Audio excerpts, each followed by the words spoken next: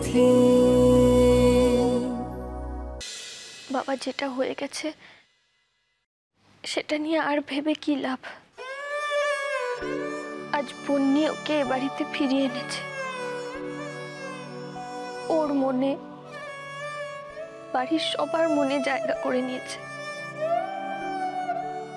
এটা ভেবেই তো আমাদের খুশি হওয়া উচিত, তাই না?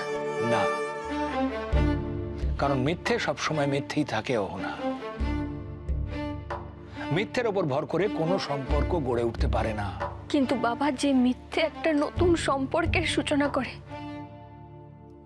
যে মিথ্যে দুটো মানুষের মধ্যে বন্ধনের সৃষ্টি করে, সেই মিথ্যে কি খারাপ?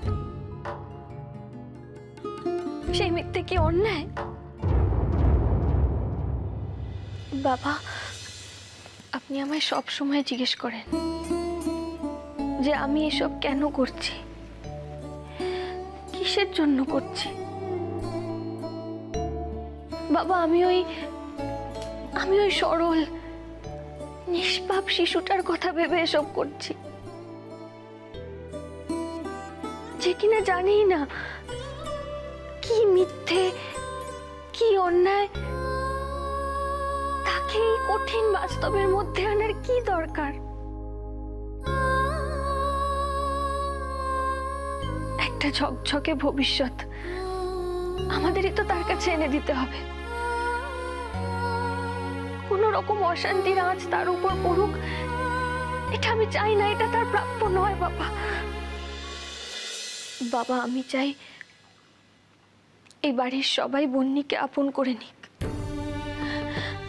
বাড়ির সবাই ভালো থাকুক, খুশি থাকুক। আর তার জন্য যদি আমাকে কোনো মিথ্যে বলতে হয়, তাহলে আমি তাই করব। তার মানে আমি ভুল নই, আমি যেটা ভেবেছি সেটাই ঠিক। সব কিছুর পেছনে বন্যি আছে। আর এখন ও অর্জুনকে ফিরিয়ে এনে জিততে চাইছে। আমি এটা হতে দেব না, কিছুতেই হতে দেব না আমি। বাবা বাবা বাবা, আমার কথাটা শুনুন বাবা। বাবা বাবা, বন্যি এটাকে একটা প্রতিযোগিতা হিসাবে দেখছে, কিন্তু আমি তো সেভাবে দেখি না। বন্যি ওকে বাড়ি ফিরিয়ে এনেছে,